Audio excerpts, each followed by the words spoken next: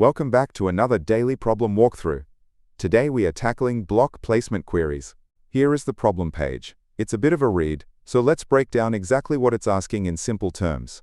Imagine an endless number line stretching to the right, starting at 0. We will be given a list of instructions. The first type of instruction tells us to drop an obstacle or a wall at a specific number on the line. The second type of instruction asks a question. Can we fit a solid block of a certain size anywhere before a given point, without hitting any walls? Let's look at an example. Imagine we have walls at position 2 and position 5. If we are asked to fit a size 3 block entirely before position 4, we'd have to say no. The space before the first wall is only size 2, and the space between the wall and position 4 is only size 2. A size 3 block won't fit. Just a quick heads up, I'll be using Python to explain the concepts, but I will provide the full code for Java, C++, and JavaScript at the end of the video. Also, if you get confused at any point, drop a question in the comments and I will make sure to reply. As we process instructions forward, every new wall splits a large empty space into two smaller pieces. The first approach mentioned in the editorial solves this by using a segment tree. It keeps track of the sizes of every empty space and constantly updates them as new walls slice them up. This requires a decent amount of code to maintain the tree structure and handle the updates every time an interval gets cut. And this is the query function that searches the tree to find the maximum space available. However, there is a much cleaner way to think about this problem. Splitting intervals apart constantly is messy and requires heavy data structures. What if we approached it from the complete opposite direction? This brings us to the second, much more elegant approach. If we read the list of instructions backwards, we aren't adding walls anymore. We are tearing them down. Think about it. If we start with all the walls already built, removing a wall makes two small empty spaces merge into one giant empty space.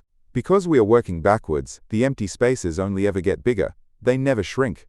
Because the maximum available space is always increasing in our reverse timeline, we can use a simpler structure called a Fenwick Tree to track the biggest empty space we've seen so far. Let's look at the code. First, we pretend all the build instructions happened instantly. We add all the future wall positions into a sorted list right at the start. Next, we define our update and query functions for the Fenwick tree. These will help us track the maximum size of any interval that ends exactly at position X.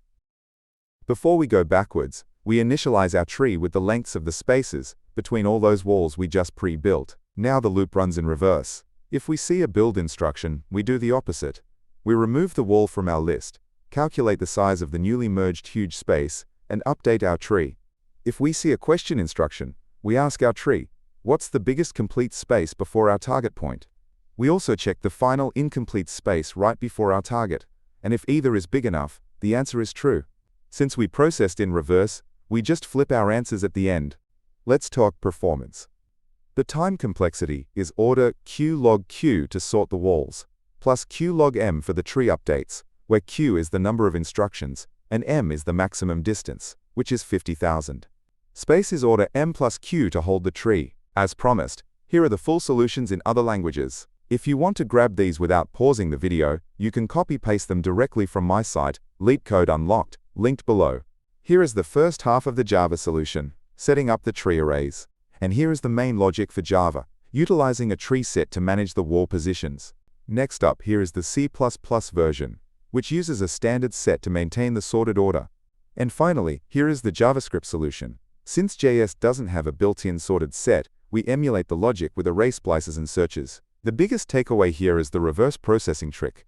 Whenever a problem asks you to repeatedly cut something up or split data, always ask yourself if starting from the end and gluing things back together is easier. Before you go, you might notice I recently changed the format of these videos to be much faster paced. Please let me know what you think of it in the comments below. Also, as you can probably hear, I use AI to narrate and generate these guides so I can study new problems faster, and I upload them here in case they help you guys too. If this helped you out, please subscribe and turn on notifications so you can get your daily streak done early. And if you want to support the channel, you can donate at buymeaboba.com/LeetCodeDaily. Keep coding, and I'll catch you tomorrow.